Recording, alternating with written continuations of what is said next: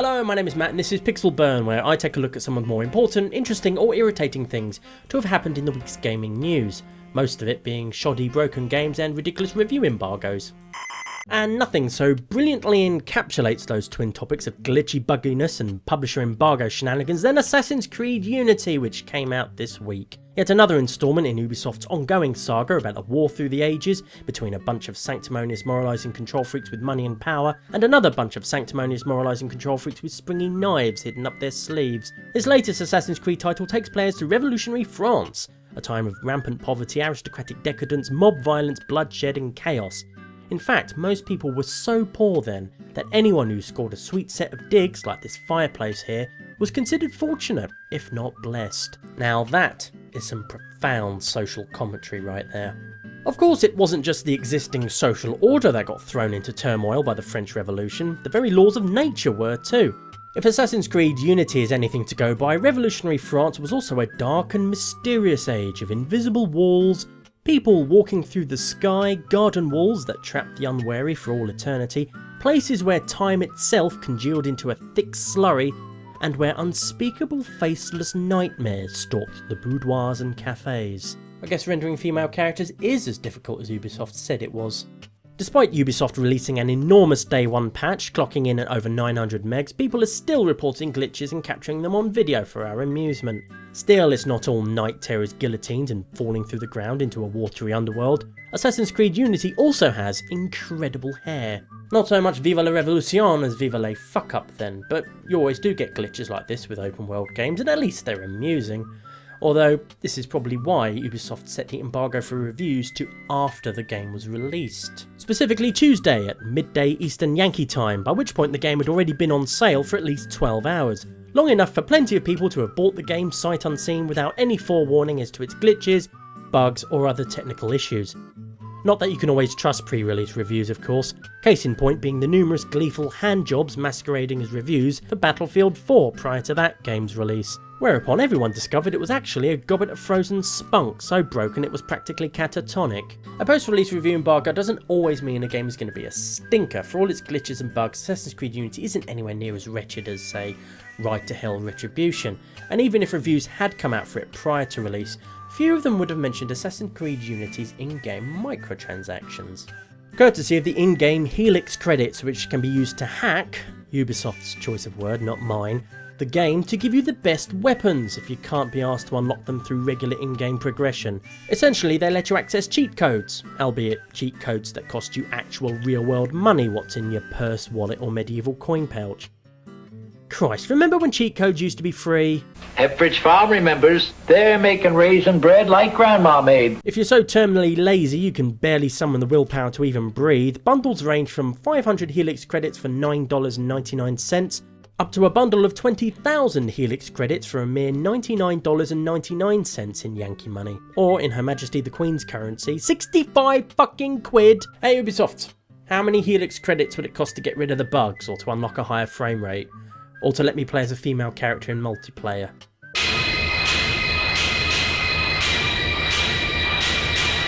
Actually, forget that last one.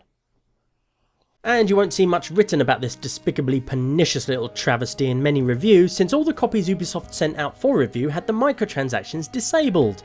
There were mentions of Helix credits of course, but with no way to actually buy any, reviewers couldn't see the ridiculous prices Ubisoft were charging for them. Still, at least it proves you can play the game without them. This whole shambolic affair prompted a lethargic response from Ubisoft, although their share price tanking by 12% was probably the main deciding factor. Speaking to the BBC of all places, a Ubisoft representative had the following to say. The nature of games themselves and the way they are being reviewed is changing, as evidenced by games like Assassin's Creed Unity, Destiny and The Crew, games that have significant online components. Achieving this prior to launch is incredibly complex, which is why some games are being reviewed much closer, or as was the case with Destiny, even after the game launches. Except Destiny has a far heavier emphasis on multiplayer than Unity does, and even with that, the only real issue facing Destiny on launch day was connection problems.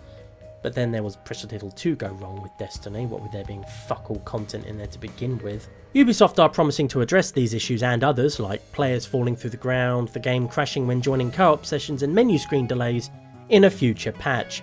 which will be precious little comfort to all the people who rushed out and bought it on release day. So what lessons could Ubisoft learn from all this? Well, one would be that maybe releasing an Assassin's Creed game every year, regardless of how many studios you have working on it worldwide, probably isn't all that great an idea. Another lesson would be that while emulating the worst excesses of EA and Activision might be good for their bottom line in the short term, cynical mercenary tricks like $100 microtransactions won't do their reputation any good in the long term, and that review embargoes are utterly pointless in an age of Twitter and live streaming, where video evidence of shoddy QA can circle the world 3 times before a reviewer has even finished typing their opening sentence. This isn't the dark ages anymore, where a game would come out on a weekend and people wouldn't find out how good or bad it was until they all gathered in the Baron's Court on Monday. Embargoes can still serve a purpose in levelling the playing field between review outlets, discouraging some from knocking out rushed reviews or shoddy first impressions videos filmed on a potato. In terms of actually keeping off-message info like technical issues and obscene microtransactions all hush-hush, however, they're about as much use as a border checkpoint made of chocolate slap bang in the middle of the Sahara. In fact, Ubisoft's failure to keep a lid on this clusterfuck is a good thing for both review outlets and consumers alike. They've had to re-examine their review procedures as a result of this, and it sends a message to other publishers that they can no longer control the flow of information as tightly as they used to. So it's not all bad, every cloud, silver lining, etc, etc. Ubisoft weren't the only company under fire this week for releasing a broken game. The much anticipated and hyped to the heavens Halo Master Chief Collection also came in for a barrage after it shipped this week, with a veritable laundry list of complaints. Most of the issues are connected with the collection's multiplayer matchmaking, but with the Master Chief Collection being 4 games in one handy box, you get a whole bunch of other bugs for your buck. Some unique to individual installments, while others spread across the entire tetralogy. Now, I've never been one to pass up the opportunity to stick the boot into the Halo series. The multiplayer always struck me as a poor man's Unreal Tournament, the 1999 edition. The character of Master Chief is about as compelling as a shoebox full of dead leaves, and I've read better sci-fi stories on the back of a packet of Space Raiders. But that's not to say I don't sympathise with fans who've bought this collection. It's not like Microsoft and 343 Industries were developing this collection entirely from scratch. They were taking pre-existing games that were mostly fine, with 1 or 2 only needing a bit of spit and polish to bring them up to par with the rest. How hard could that be?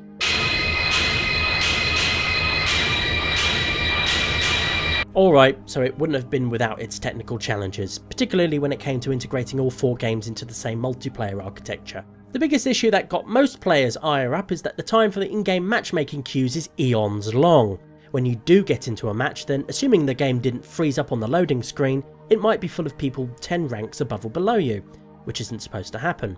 Nor is finding yourself in a team match as the only green Spartan in the village, against a blue team of 6 and a red team of 3, because the team formulation is buggered. And that's all assuming somebody on one of the other teams doesn't just boot you from the match on a petty whim, or simply because they can. And you can't get away from the bugs in single player either. In Halo 1 there are reports of audio tracks looping or overlapping and completed single player games refusing to save, while Halo 2 suffers random crashes when attempting to start a campaign mission. Meanwhile, Halo 3 refuses to even start for some players, and when it does the game doesn't let you move forward in a straight line because of a bug with the controls. But hey, at least you get access to the Halo 5 Guardians multiplayer beta. The most amusing bugs I've seen, however, are the typos. Trivial things in the grand scheme of course, but they can make all the difference. Like the quintessential poisoned cherry on the proverbial cake of shit. Like when you prove your battle skills in a match and come 1th. Not to mention the big team battles where 2 teams of up to 6 players can engage each other in a big old ruckus of 16 player warfare? So there you have it, 2 highly anticipated AAA productions riddled with more bugs than that episode of The Outer Limits based on a George R.R. Martin story. The question on many gamers' lips at the moment is how, shortly followed by why, even though the answer is pretty bloody obvious. Because this is November, which from a publisher's perspective is when everything must come out in time for when the US Christmas rush begins on Black Friday. Publishers would rather suffer losses resulting from bad press than the bigger losses from not having a massive title available for the holiday season. Because hey, who cares if it doesn't work right away? That gives us at least a month to patch all the crap out before the kiddywinks unwrap their presents on Christmas Day. So what can we do about it? Well, the best thing would be not pre-ordering games. Although I did that myself recently with Alien Isolation, so I'm really not one to lecture. It's a tough habit to break, but one will have to. if we don't want to keep getting shafted with buggy releases. Secondly, we could stop bloody moaning so much when a game we're looking forward to, like Witcher 3 or Batman Arkham Knight, is delayed until February or March. As well as giving developers more time to do proper quality assurance, it's also better for your wallet, or your purse, or coin pouch. Think about it, by then you've got the Christmas spending rush well and truly done with, at least one paid packet under your belt, and there's fewer games released to agonise over. That is until more publishers get wise to this and create a February rush. Finally, and this is a bit of a long shot, but we could always cancel Christmas. Just throwing that out there. That's all for this episode of Pixel Burn. If you liked it, please do let me know. Let your friends, family and Cortana know as well. At the very least, I hope you found it tolerable. If you didn't like it, however, then you can always look forward to the forthcoming humour patch, which should fix most of your issues, although that won't be out until sometime just before Christmas. In the meantime, you can go now.